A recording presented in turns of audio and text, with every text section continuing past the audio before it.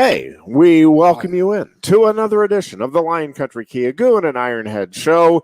And the dear Chris Buganani joins us and is sandwiched in between the aforementioned Goon and Ironhead on this Thursday, in which the weather is rapidly changing. An absolutely gorgeous morning, a very windy start to the afternoon, and it is cooled off considerably. Few raindrops, but not much to speak of in the way of precipitation just yet. But stay tuned.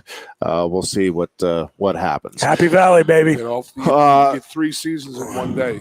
Quick happy birthday to my dear dad, heading over for the old birthday dinner after the show this evening. So nice. Looking forward to that. Had the old waffle shop breakfast to celebrate nice. kick off the morning. It's what we do at the Byers household. We celebrate with food. North Atherton or West College? We went to West College. Good choice. Yep. So it's the best one.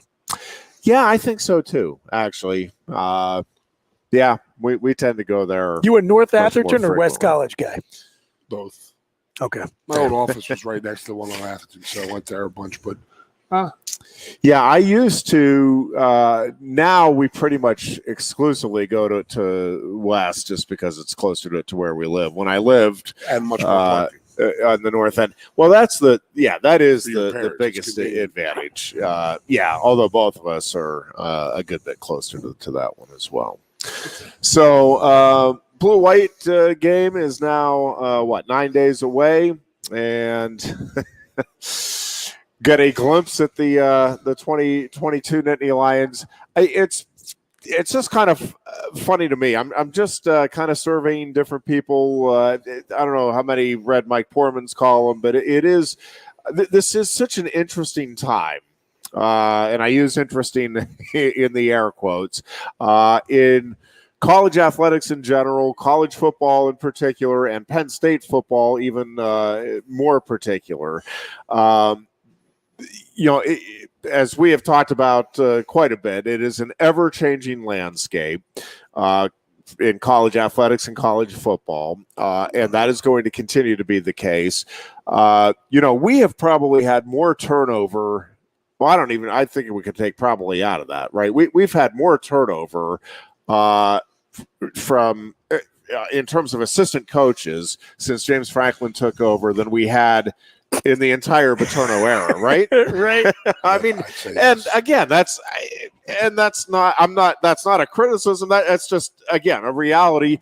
And it's welcome to what every other school, every other big time school certainly is going through and does. I mean, it's just, again, truthfully, in today's game, if you are keeping the same staff together for 5-6 years in a row, right? That probably is actually not a good indication of where your program is, because it means your guys aren't getting hired elsewhere and moving up the ladder, which means you've probably made some mistakes in terms of the hires you've made. I think Ohio State has actually had more coaching turnover than Penn State during the time James Franklin's been here. Yeah, well, I mean, Alabama has to. I mean, Nick Saban. It seems like just about every year is replacing coordinators, and again, not.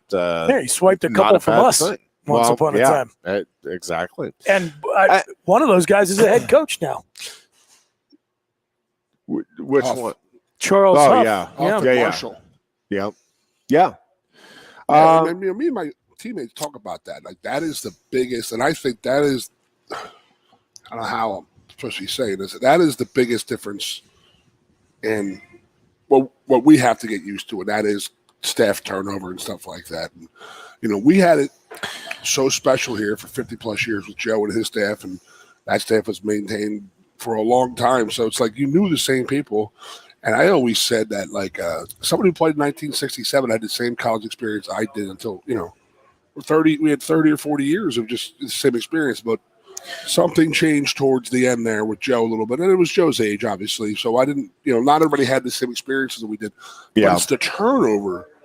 And that is that, like, people call me and say, hey, who do I know in the building? And I'm like, I honest to God, I don't think you know anybody there. I mean, a couple secretaries here and there. Wally Spider and Bob White all work at the stadium, so they're not in the football building per se. Right. So there's really no one there. I mean, And that is the biggest thing that we have to get used to as alumni, as football alumni, and fans at that. I mean, this is this is exactly what happens at almost every university, and we're just dealing with for in the last 10, 12 years. Yeah, and people have. I mean, my buddy Fitz played at Maryland. He had 4 different coaching staffs in his 5-6 years there. That's insane. Well, and and along with the that is insane. But along with that, again, it's the turnover in the players too, right? I mean, between early graduation, between transfers, between and transfers in and out of the program, and all of the stuff that has always been there, attrition from a variety of or for a variety of reasons, whether it be injury or homesickness, all kinds of other issues that can come up, academics and all of it. And again, it is just it is just a whole different world, and again, it is going to continue to evolve, or depending on your perspective, perhaps devolve in terms of the way the structure is laid out. And again, if you are, the reality is, and I was talking with somebody who was making some interesting comparisons, because we were talking about coming out of COVID and the way society is changing and some of the things that, some people are getting out ahead of, others are, waiting to see. And, and there will be changes, and some of which I don't know that any of us know. Maybe some people have figured out, but in terms of shopping habits, in terms of school, and I've seen some different projections that say very different things about, hey, 10 years from now, this is what college campuses will look like, generally speaking, in terms of in-person classes versus doing the online stuff. And again, all kinds of things that are changing in society. And, as with everything, if you either need to get ahead of the curve and be part of the new wave, or you are going to get left behind. And that's just the reality of the situation. And again, we can sit and debate whether it's a good thing, a bad thing, indifferent, whatever. But things are changing and will change. And certainly that is the case in college athletics. And again, you can bemoan all you want, as we've been talking about. I think it's similar to free agency in professional sports. People can complain and bemoan all you want, but we're not going back to a time where the players don't have the option to pursue the teams that they want to join. I know I talk a lot about it, what me and my old teammates talk about, and that is that, like, if you have friends who played football or played major sports at many prestigious places, right? I am glad somebody finally acknowledges the fact that I do have friends. Thank you, Goon. I appreciate that. You got a couple, 3 of them. So our question has always been, me and my friends talk all the time about how much we hate this transfer portal, but then you got to sit back and say to yourself, you were here for 5 years. You had a great 5 years, but your first 2 years sucked. And everybody can say that. You know what I mean? And you can honestly look at a person, not like me or one of my friends and this and that, and say, you were going to stay here for all 5 years.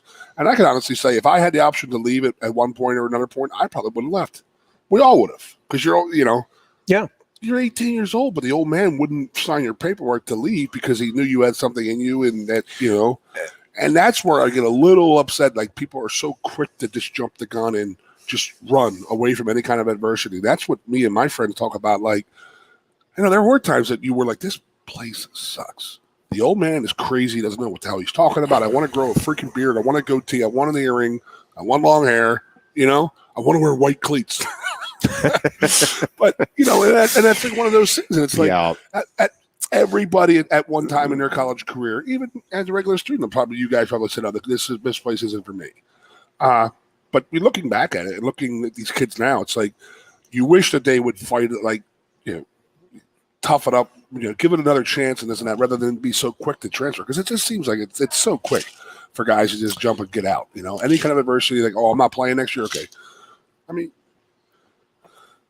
Yes, it's different. There's 25 more scholarships or less scholarships than we had back in the day. So, I mean, the guys are playing younger. So it's about playing time. And then if it is about playing time, it's a weird thing. Yeah. And there are a couple of things in play, and I don't disagree with much of what you're saying, but there were also the guys that felt kind of trapped here that did not have a good experience and never, the 5 years played out and they wanted to play, and they realized maybe by the second year that, you know what, I'm actually not good enough to be what I want to do. I would like to transfer to a school where I at least have a chance to be a star. I mean, there's all kinds of things that can play into Joe was okay with that. Somebody transferring. The ones that could play, I knew could play in the future, and they wanted to leave, that he would not. I was in the same class as JT Marsh. Remember that name? Oh, yeah. Hell of a running back. He wanted out of here so bad. So bad. He missed his girl in Lynchburg, Virginia. Missed her a bunch. It was just like it wasn't the place for him. He wasn't happy. And Joe wouldn't let him go. For 2 years, he was a miserable, miserable dude up here. And then he ends up just leaving. He failed out of school, and that's how he got out. He ended up going to Liberty and having a Bo Jackson injury, and never played football again. I was like, there's one of those guys who, as a true freshman, we talk about my recruiting class that came in with the 5 All-American running backs. He was the best one.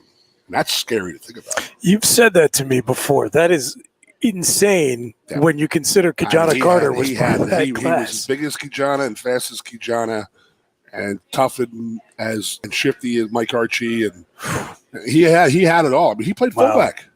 Yeah. They had him at fullback here. I mean, they had him at fullback and Kijana and Pitts and Archie at tailback in 92, 93. It was like, geez. And, when he left, he didn't want to be here anymore, and that was the bottom line. So, but there's a guy who, Joe should have said, okay, you can go, because he just did not want to be here at all. But Joe knew how good he was. And they take that power out of the coach's hands, in my opinion. Because you can be pretty vindictive in that. Joe could have been, and I'm not giving you any release. I have faith that you could play here. Kid just wanted to leave. Yeah, and that's the thing. So it's, eventually we may find that I think we've swung, pretty far the other way. Hopefully is the and I don't think I think the power to decide where you want to go is going to remain with the kids down the road. But I think giving some structure there and getting a little more overall guidance from whatever the governing body turns out to be, I do think will occur, and I do think will be helpful. But again, at the end of the day, it just it is going to make coaching more challenging. They can take one thing away, and that is not making players eligible right away. It'll make somebody think about leaving. Let's give them a second thought about leaving, having to sit out a year. Remember how that was the rule back in the day? No longer. Yeah. But that was a rule. That stopped a lot of that transfer stuff. And because, you had to sit around, you had to wait a whole nother year before you could play football again. So was it worth it leaving? So one of those things that, if we could get back to that, it's a way to sort of maybe control. I don't think that's happening. They're not going to go back on that. Well, there was rules there in the Big Ten for years. You couldn't transfer Big Ten to Big Ten and get a scholarship. Right. And we had Chris Rogers was his name, transferred from Michigan. He had to pay for his first year here. He had to pay out of pocket to be on the football team as a former scholarship player at Michigan. Crazy. But I mean that stopped a little bit of the transferring, guys picking other schools, but that's out the window now too. Yeah, and I don't think that those things. I don't think we're going to go back in terms of any of the eligibility requirements or restrictions. I just think there may be a little more guidance. I don't think it's going to be anything nearly as earth shattering as what we've seen here over the last couple of years. No, you used to have to crank your car to start it too. And I don't think that's coming back either. And your plane. Yeah, and the plane as well. So you don't think that they can take this NIL thing back in this transfer portal a little bit and try to get under control? You think that that's just the end all? You think? Yeah, I think again. I think you'll see more structure in terms of the guidance provided, but in terms of the power, the actual power, that's not changing. There's one way the schools and whatever the governing body ends up being, I don't think it's going to be the NCAA. No. We talked about that before. Whoever it is, there's one way they can take control back. Pay the athletes. Straight up pay them. Yeah. I mean, that to me is the only path back. If at this point, I don't think if they want to seize more control, it's going to have to be like some sort of like contractual compensation basis. I think maybe 15, 20 years ago, they could have made some reforms that might have allowed the schools to keep more control, but they didn't want to do that because that would have meant sacrificing probably some money and definitely some control in the short term. So they just decided to let it ride with what they were doing, and eventually it caught up to them. You heard my theory, and that is that instead of just dipping our foot into the hot tub, there's a little reference for you there. Hot tub. What a cold. Instead of just dipping your toe in the water and testing the water, they just threw the baby right in the water and said, "You're going to sink or swim." I don't think there's any thought process went into the NIL stuff. That's where I'm at. That's a way they paying the athletes, yes, but now you got a guy. Okay, just say Sean Clifford. He's our most visible athlete. He made $100,000 in NIL money last year. Okay, so now you're going to say what? Your scholarship's now worth $5,000 a month. So now we're going to pay you $60,000. Now he's out of $40,000 from what he could normally make. No, you would still be able to make money off your name, image, and likeness. That's not going to get pulled back if the players get paid. What, you're going to pay them and? Sure. That's how it works in the NFL. You can still get an endorsement deal if you're on contract with a team. I'm telling you. Or if you're Magic Johnson, you can turn it down. I know, right? Tell that story.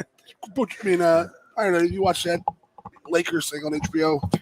Winning Time on HBO. It's really good. It's phenomenal. It is. So there was a scene with Magic Johnson and Phil Knight.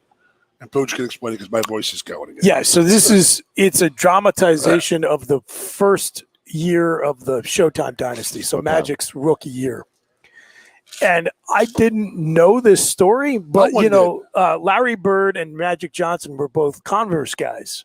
Choose your weapons. And so when, that was a big deal when they did a shoe commercial together in the mid-'80s. But when Magic came into the league, all the sneaker companies pitched him. Converse and Adidas were the big players in the basketball shoe market. And again, this is the way they portrayed on TV. I'm sure they dramatized it up a little bit, but they have this sort of like disheveled upstart Phil Knight comes in after he has the big high-powered meetings where Converse and Adidas are just fighting each other to try to get his endorsement. And Phil Knight introduces himself, shows him this sample shoe with the purple Nike swoosh, and it says Magic on the heel of the shoe. He's like, we're actually going to call the shoe the Magic. And I can't give you what Converse promised you, probably $70,000. And Magic smiles, and he's like, actually, it's $80,000, which cracked me up. I mean, $80,000. So, but he offered him a kickback on every pair of shoes they sold. And ready for this? Some incredible amount of Nike stock that today would be worth over $1 billion. They stopped the show and they just said, this is what the stock would be worth. This and that. It's over $1 billion. Is that right? Yeah. It was. I mean, it was more or less the deal that Jordan ended up taking a few years later. And they were, the Air Jordan would have been the Magic and. It's funny. Cool. So I was thinking about that because I just finished reading a book with my daughter. Do you know those Who Was, like whoever books that they have for kids, like Who Was George Washington? Yeah. I got her Who Was Michael Jordan. So we read that together. So I read that book, and now I'm reading a book on the Dream Team that's given a background on every one of the players. So I've been actually reading and thinking a lot about that time in Jordan's career and how important that was to his legacy as an athlete, the Air Jordans, and how he became the face of the Nike brand. If Magic Johnson takes that deal, that takes away something off the Michael Jordan legacy because he doesn't get to be the trailblazer there. Magic already did it. Yeah. He wouldn't be the jump man right now. Yeah. Michigan would have a different logo on its football uniforms. Still don't believe it. Still don't understand it, I guess. There's only 6 teams who have that deal, by the way. I know. And it breaks my heart that Michigan's one of them. I know. We started off as the original Nike school. I know, right? We were the original. They've been Under Armour. They've been Adidas. They've been Nike. Jeez. But it goes back to Harbaugh and Jordan were tight when they were in Chicago together. That goes back to that. That makes sense. Sort of like Harbaugh and Kaepernick. They go really, really back, way back. And, so how many more? What do you think? How many changes of weather you think we'll have before the blue-white game next week, Ironhead? Yeah, we were just talking about that, whether or not what that's going to be like on that Saturday. My sisters, I had two of them coming up, and they're both, "What's the weather supposed to be?" I'm like, "I'll let you know Friday." Like I was going to say that. Yeah, I mean there are projections right now, but if you think they're reliable, at those point, projections have changed twice this week. What is it at now? Well, and it'll change 5 more times, at least 5 more times between now and next Friday. Yeah, that's just. And it's nice. Like, it will be nice to get back outside. And that's what I always say about the Masters is like, okay, that's our little spring is broken. And then the blue white comes out. That's the first day you really go outside, hanging out. There's been some absolutely fantastic days for blue white game where you just sit out in the sun with a sweatshirt on and shorts. But there's also been some just god-awful days. 2 ways you can guarantee snow or rain in State College. Wash your car or call for a blue white game. Because it's 100% guaranteed to happen. Yeah, I am really curious to see how this thing comes together, or possibly doesn't come together for Penn State this season. I do think we joke every year about wow, now we know what we're going to have after the blue-white game, but I really am interested to see, and not that this is going to tell you the whole story, but I do want to see kind of how what the interaction is like on the sideline, how fired up these guys are for each other, because I do think one of the big keys, one of many big keys for Penn State this season, but they need a complete buy-in from everybody on that roster, right? And I'm not saying they haven't had that the last couple of years. I'm not suggesting that. What I'm saying is it needs to be definitive this season because this is a critical year, not in terms of James Franklin keeping his job and anything like that, but I am telling you that this is as close to a make or break type of season as Penn State has had since certainly since the sanctions, and probably since that 2005 season when we didn't know that was going to be a make season. I think many of us thought it was already just broken. Oh, yeah. But I think the results, not even as much the results, I think the feel of this season and how players, media, and fans perceive the program at the end of this upcoming season is to a very large degree going to determine what the next 5 years or so of Penn State football looks like. Again, I'm not saying this team has to go out and go 11-1 and play for the Big Ten championship. What I'm telling you is at the end of this year, and it could play out a bunch of different ways. That's why I'm not saying, I'm not definitive on it has to be 9-3 or 10-2 or whatever. What I'm telling you is at the end of this season, the general sense from media and from the fan base and fans in general needs to be, oh, look out. I think this Penn State team next year, like this, man, this is the team that you got to keep an eye on, right? And again, that could play out a bunch of different ways. And the influx of young talent would suggest that's feasible, right? The 2023 could be an appreciably better football team than what we see this season. I'll be honest with you guys, I am not optimistic about the final record next year. That's why I'm not when I say this is a make or break season. Again, I'm not saying that it is Big Ten championship or bust, or even any record per se or bust. It is more because I don't think after the last 2 seasons, right? There's a lot of people from the outside looking in the program that are saying, man, look out, Penn State's on the verge, right? Like even the people that are following the recruiting and have seen a couple of good classes, like they're not sitting there saying, man, Ohio State's in trouble. Boy, I know they're at the top right now. Like there's nobody outside of, again, maybe within that locker room, but that is not the sense that anybody has right now. And it was there just a few years ago, and that balloon deflated really fast. And listen, and we've talked about this. This is one of the things in today's world of sports overall, but in college football, momentum either way can change real quickly, right? Like you can be on top of the world. I mean, if Alabama has an injury riddled year and people start to, whoever would rise in the SEC, I know everybody thinks Alabama is as rock solid as anything out there in college athletics right now, outside of maybe the Penn State Wrestling program at the moment. But again, it is a couple of seasons gone awry. It is and I'm not predicting anything here either, but Nick Saban gets a wrong hire in as offensive coordinator, and there's friction, and players see it, and there's right. I mean, it is a fragile thing, whether you're at the top or competing for a top spot or not, and.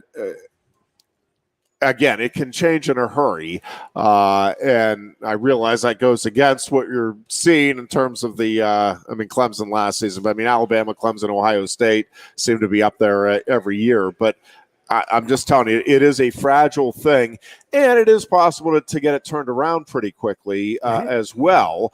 But I think it's more difficult to do so when you're in a situation like Penn State, where you had that momentum, the same guy is in charge, the same face of the program is there, and then, again, if you have a third straight season with a perception of, it's just sliding back, again, not saying it's impossible even then to get it turned back around, but it is a much steeper climb than like Penn State basketball. Hey, we brought somebody new in, whatever was or wasn't happening, good or bad, this is a new era. You can sell that.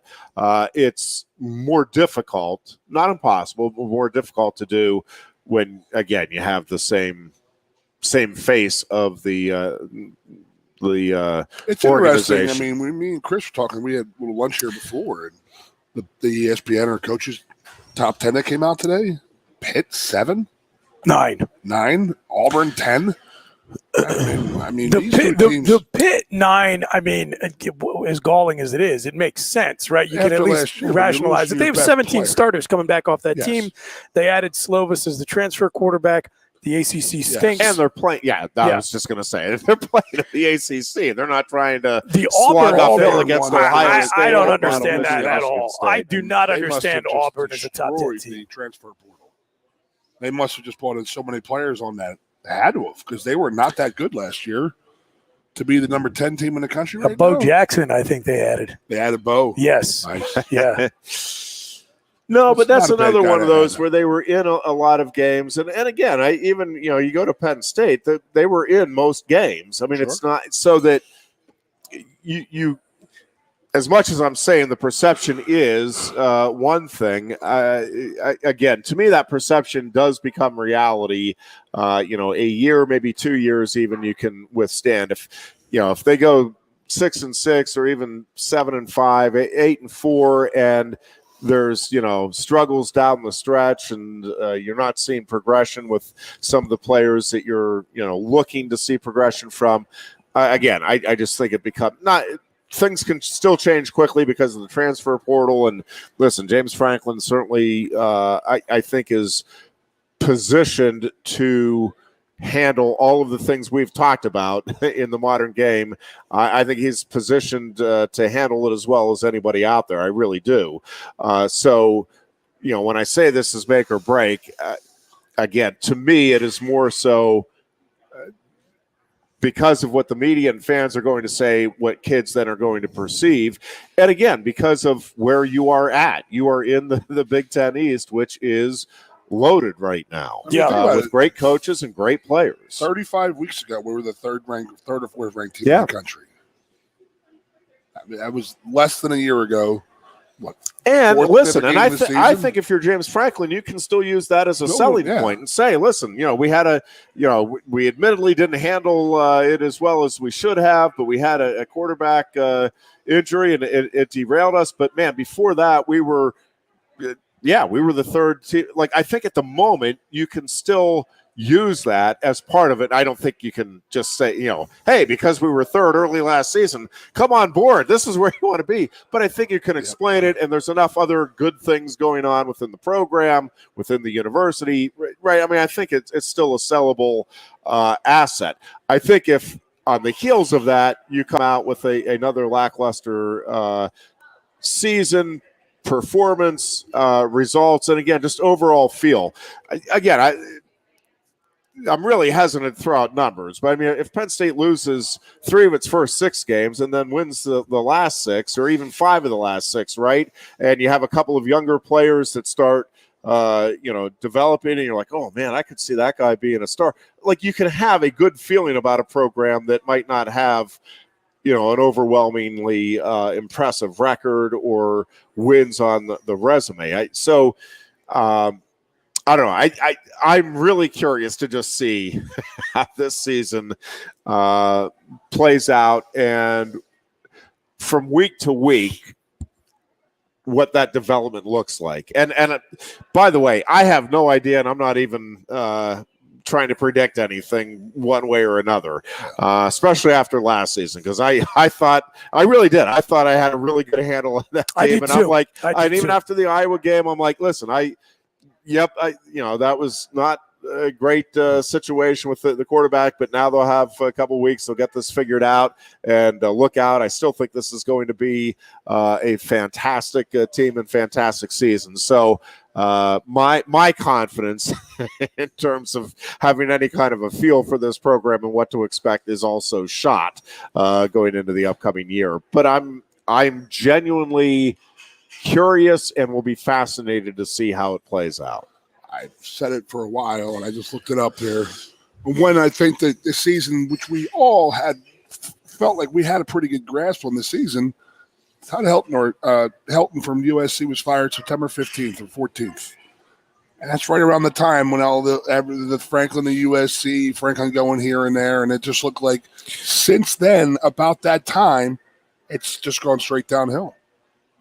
Whether it was because of that, the players were talking about it, the coaches were talking about it, the media was talking about it, something happened. Listen, and there are a lot of things at play, and I don't think any one of these things is going to determine how this season plays out. But a few things that I think are really important here long term that might not appear to be all that critical from the outside looking in. The next hire for athletic director is huge right now. Again, just in terms of the feeling within that athletic department, the feeling within the football program, across the board, that is a vital hire. How that hire is perceived by the big money donors, how that hire is perceived, and what changes are made one way or another regarding all kinds of, the parking, the access to facilities from the general public. I mean, there are a number of things that could or could not be addressed. And I think, again, in terms of the engendering goodwill and upbeat feelings from the fan base, I think that's going to be important. I think how this NIL stuff plays out with the group that they have together here to raise money and to have a fund to pull from, I think that's big. What that looks like, how it evolves, what the numbers are in terms of what is being offered and what's available there. I think that is really big. The Beaver Stadium facelift, whatever ends up happening there, I think that is big. Not specific. Obviously Lash building and everything else. They said $500 million to completely renovate the place, or $1 billion for start from scratch. What would you do? That's a really good question, and I would need to see and have more information available before I'd feel comfortable. I am not, and I don't know, Buche, I feel like you have a good sense of the history here with Penn State. I don't think, and I could be wrong, Memorial Field, okay, in State College, for folks that are outside of the area here, Memorial Field is a big deal to State College alumni. And, there had been some talk when they were looking at possibly building two schools and, maybe doing a State College North and South or East and West or whatever. And they were looking at kind of everything. And one of the things that they were looking at is, hey, would it make more sense to move the football field, over by the school, and we can set it up the way it would make a little more sense in terms of parking and everything else. And it would. and I conceded that point, even while arguing that, yep, all of that, and it would make more sense. You could probably do a better job in terms of the overall atmosphere and all of that. But it is really special to have that field right in the heart of downtown State College and have people who have no idea what's going on walk by and wait a second, is that a high school football game? And it is just cool. And that setting is unlike anything else in high school athletics. It is really special. And, I am very glad that they kept it where it is, made the renovations they have. It's a really neat facility now. The press box, everything about it, I think, is really neat.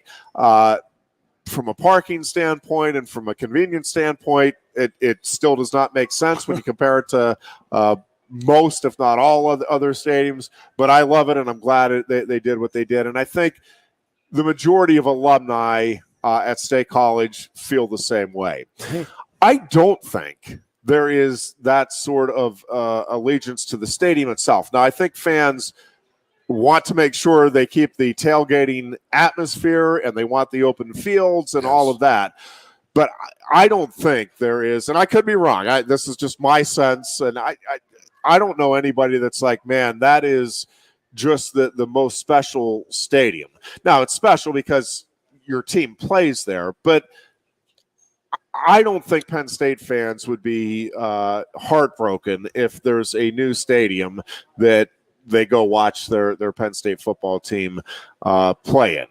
I think the tailgating atmosphere is much more important. I think if they built a new stadium, fans would gravitate probably even more so than they do now if there are some better, which there would be, obviously, better conveniences, better restroom facilities, better concessions, the whole bit. I think you would, and I think the overwhelming majority of Penn State fans would say, yep, Rec Hall, I think, is closer to Memorial Field in that regard. I think there are a lot of fans, me included, that would like to see Rec Hall renovated and some improvements made, but it would be heartbreaking to me. And I would understand it if somewhere down the road it's like, hey, listen, this facility has served us well for 100 years, but man, I would get it. And would life be over? No, we would move on. It's the same thing. If Memorial Field does go away someday, it'll be heartbreaking to me, but life will go on. I mean, I get it. Yeah. But I don't think Beaver Stadium holds that type of sentimentality. For one thing, it's already moved. That's a very good point. When you talk to the old timers now, I moved in '60 though, right? And it's had so many changes over the years. Yeah, they literally moved it. And listen, there were people upset. I still remember. I mean, when they put the permanent lights in, it was like, oh man, come on.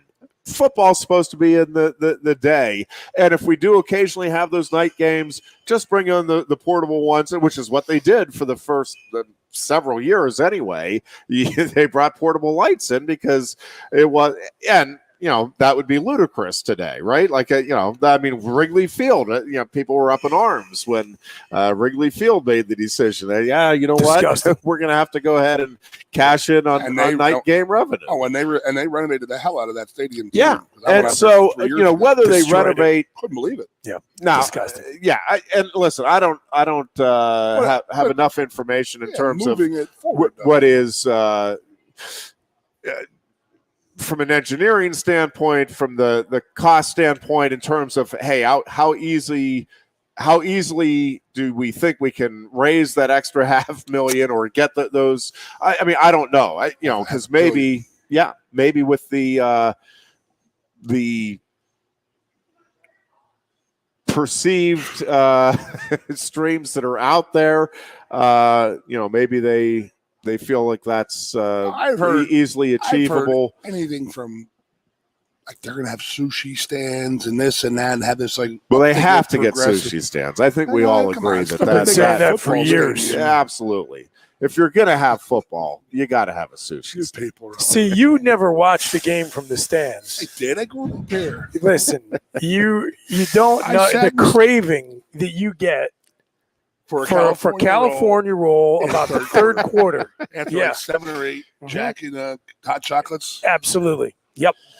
A little wasabi in the hot chocolate too, But listen, all of this stuff is going to be important in terms of, again, that overall feeling about the program moving forward.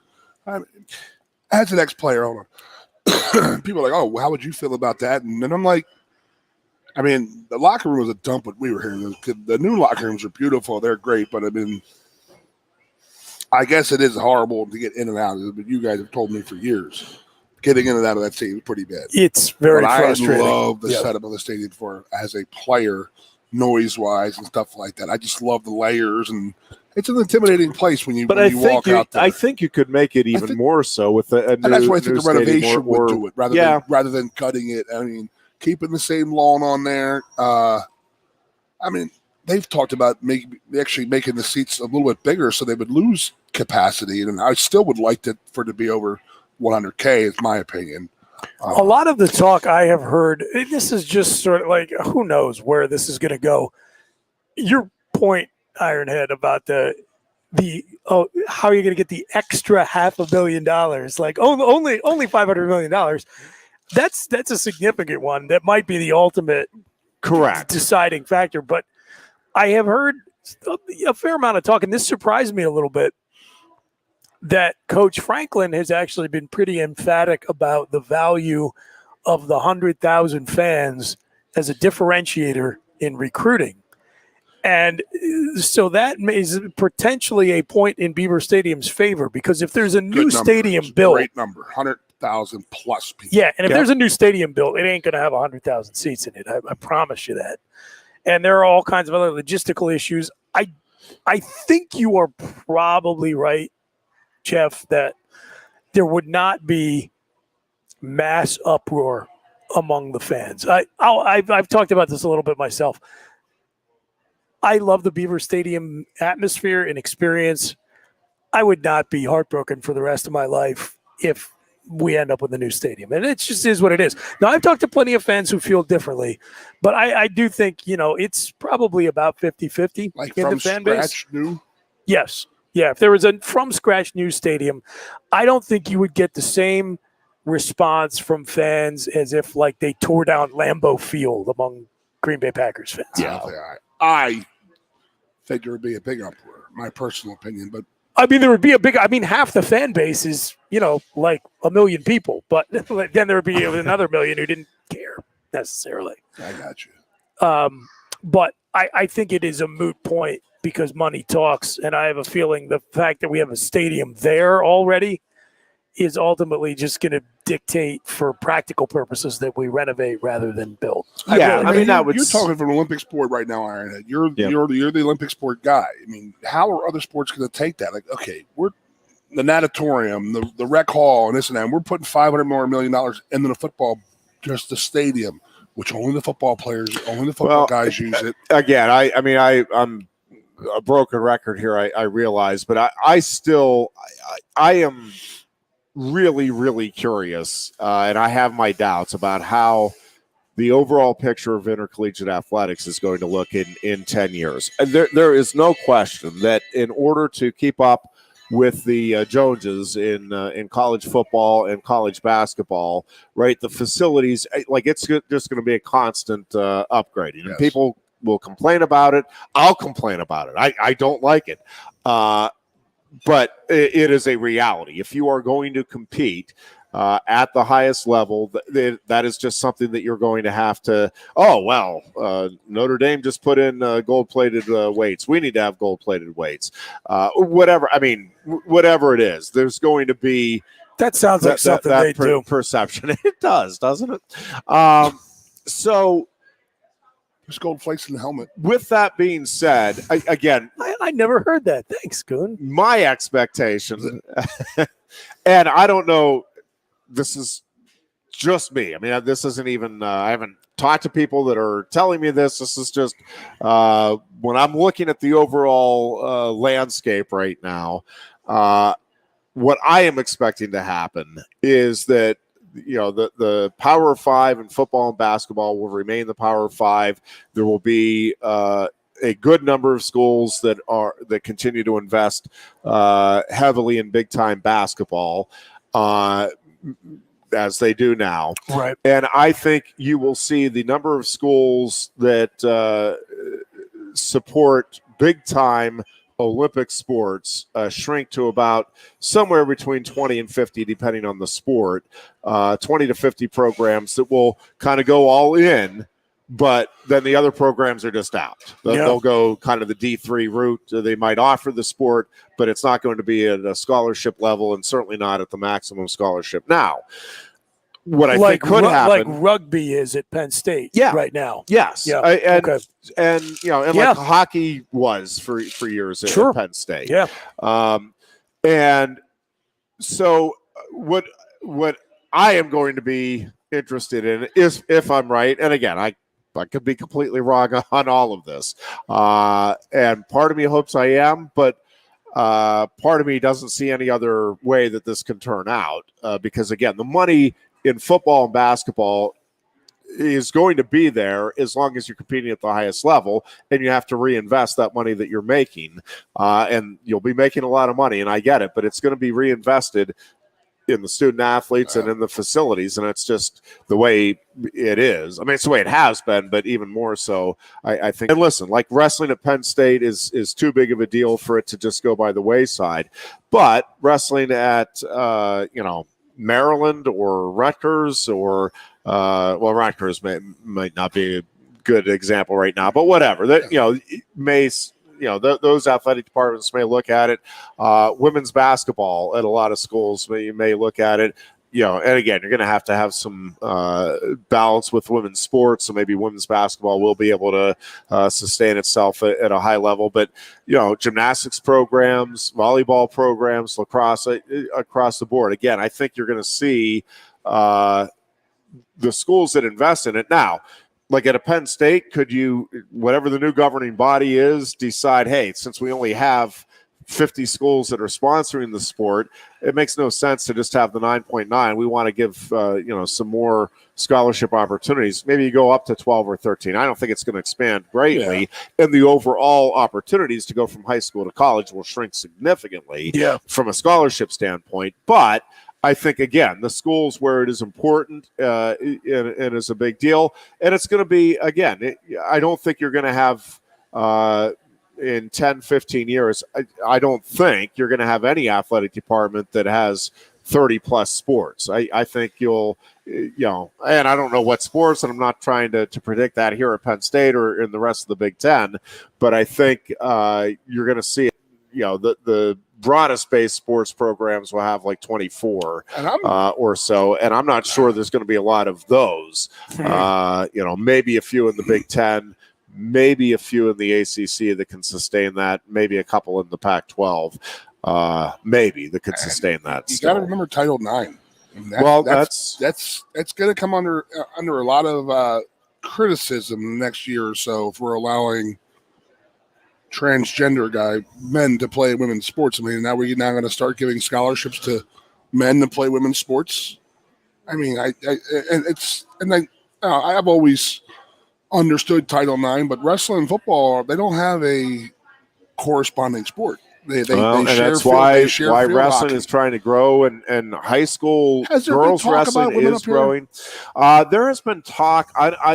I truly don't know where things stand right now in terms of, but it would make a lot of sense. Lock Haven has one going now, and I think for the long-term health of the sport, women's wrestling or a correspondent, but women's wrestling makes a lot of sense. Is it Iowa or Iowa State who started it? Iowa has one, and again, I don't think you're going to see coaches. These just little mutant ladies who are their coaches and just can't control themselves on the bench. You know what I mean? The one girl holds a brick and just starts throwing. They both have scowls on their face constantly. They're the Bruns sisters. Well, listen, I do think a lot of this stuff is. I didn't know where I was going with that. You were just looking like, what the hell are you saying, dude? But I think a lot of this stuff is going to continue to change, and there's no doubt about it. I mean, Pandora's box is wide open right now, and there's stuff jumping out of there that they don't think they're ever going to get under control, and they need to get it under control. You called it from the start, Ironhead. You said the teams that were cheating before, i.e. the SEC, this just taking, I'm not going to say I'm accusing Texas A&M of cheating, but now they're just raising $10 million legally and paying football players. They're just doing it on the up and up now. I mean, you said that from the start. I mean, the teams that are going to the teams that have been doing it for decades, centuries, are. You had plenty of people who were willing to jump through all those hoops in order to funnel money to the athletes. When you take all the hoops away, you think they're going to give less money or more money, right? I don't know, man. I don't know. They're on their heels right now. It's a crazy, crazy, crazy world out there right now, and it's the Wild West. I mean, we can say that all we want. It's the wild. It truly is the Wild freaking West. I mean, there's so many questions that I have no answers for. I asked again this week. I said, okay, you two are going to give $1 million each, right? You give it to Penn State University. Can I do that in installments? You could do it in over a five-year window. Okay. So. Yeah, so you both give $1 million. Like now, a $500. He gave it to the university. He gave it to 10 players at $100,000 a piece. You have a nice little hefty tax break coming your way. What does he have? Well, it depends on how it's set up. If I donated the money through this Success with Honor, that's a tax break. Now I have multiple questions about that now. Okay. Well, all right. They're and then 503C, right? Yes. But then they get to decide who gets the money, right? And that's where all the problems and all the questions in my mind come from. I think their mission statement is that they want to spread the money evenly. Collective across 900 student athletes, correct? Yes. Okay. Yes. So that it will be that $1 million you're giving to that collective, that will be a tax break for you. Yes. But and they're going to no control over where that money's going. No control over the money. Can't have control over it. And the recipients of the money are going to have to do something to benefit some sort of other nonprofit cause. Now, if I own a business and I pay out that $1 million to 10 different athletes, if they're endorsing my product, that's a business expense. That's a marketing expense through my business. But I mean, it's not my money either necessarily. Still paying taxes on that $1 million versus he's getting it 35%. Well, fair. You understand what I'm saying? No, that's a huge thing. And it's one of the questions I don't have the answers to. And if you're paying, you had to pay money on the you had to pay taxes on the money you put in the brown paper bag and left in the parking lot. You had to do that at McDonald's. The McDonald's bags, there was no taxes on that. Yeah, it's just so nuts. I mean, you can sit here, we can have a show for 3 hours a day for a week, and we can talk nothing but that constantly. Just the questions that come up in the air, come up about this whole thing. It's just, it's insane to think about. Now, I also think, what the hell I would have done, other than having a Rathskeller across my big Rathskeller jersey, on my jersey, Champs. You bring Players, that up. the den. Do you remember a few years ago when there was the Jonathan Sutherland dreadlocks mini controversy? Yes. And I think we were out at I want to say Iowa or Michigan State. It was a road game, and the team came out before kickoff in champs T-shirts. Do you remember those? Oh yeah, I do. And the compliance people had to make them take them off. Us versus everybody. Right? Yeah. Would that happen today? Probably not, right? They had to go through compliance to get the shirts to the players. Yeah, but what the point is, like, the reason they had to take them off was they were using. They were concerned that it was this was before the NIL Eddie stuff. Bauer clothes. Am I? Yes, your here? poster. Cut the bottom off the poster. Brought to you by Eddie Bauer. Both that stupid schedule poster that you guys were in and those champs T-shirts today, I don't think that's not a big deal anymore, right? I can actually keep those. That flannel and the khakis. Now you guys would be like, "Where's my cut from Eddie Bauer?" Oh, now you're like, right? "Oh, well, I get 25% of this and that, and all the sales here." Tell Eddie I want my cut. Let my beak a little bit. I want a percentage of every sale, and I want 1 million shares of Eddie Bauer stock. There you go. Done, baby. There we go. That's what I'm talking about. Did anyone watch this interview with Baker Mayfield last night? His dog sounded like that the whole time. That dog has absolutely zero modesty. He has zero F's to give, that dog. He's got all 4 legs up in the air, just showing everybody his junk. You could tell that dog's religion. And there's a guy. We're talking about how 35 weeks ago we were talking about Penn State being in the top 4 in the country. There's a guy 35 weeks ago who had just come off of beating Pittsburgh Steelers in a playoff game, and now how many years? How many years since Cleveland had a playoff win? Freaking pariah. Yeah. How many years since Cleveland had a playoff win? The Browns franchise, 27. Yeah. 1 year later, they cannot wait to run the guy out of town. But after an injury-plagued season. What a number 1 overall pick. What a well-run franchise. You see the newest Philadelphia fan shenanigans? Oh, please don't tell me. No, did you see it last night? Oh, the guy with the cell phone. Oh, okay, yeah. I thought you were going to tell me that the Eagles fans want to trade for Baker Mayfield. He was filming the Philly fans getting all mad because the guy didn't. He ran up to him like, yeah, Mets jersey, all this stuff. The guy from Philadelphia grabs his phone and just tosses it onto the field. So there you go. Good for you. No one was hurt. Guy was being an idiot. He deserved it. He actually admitted it. I was being annoying. He's like, he didn't get his ass kicked. There we go. No, that could still happen. Well, boys, you have a hell of an Easter, man. You as well. Dying eggs? Good luck finding those eggs out there. Yeah, we're dying eggs. What is it, tomorrow evening? Can I tell you one of the Conlin's favorite things to do in my childhood? No. Oh, okay, go ahead. Slipping a hard-boiled egg into the so the next day, whenever he's eating hard-boiled eggs like for Christmas or Easter, like dinner, that's pretty good. Crack it to there's a raw egg all over the table. That is pretty good. Yep, I love it. Like it. That's the Conlin surprise. Like the king cake in New Orleans. You get the surprise egg.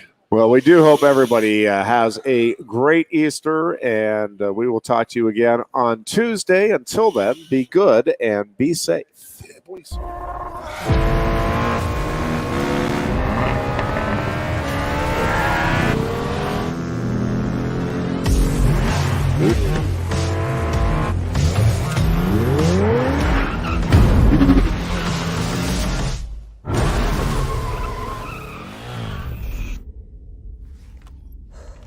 Best 2 out of 3? It's one fantastic ride.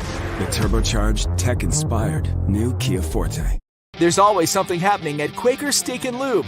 From live music to exciting new flavors, meet your friends and refuel at your local Quaker Steak Lube today. Can't slow down? Then order online. Pick up and get back on the road. Find us at thelube.com.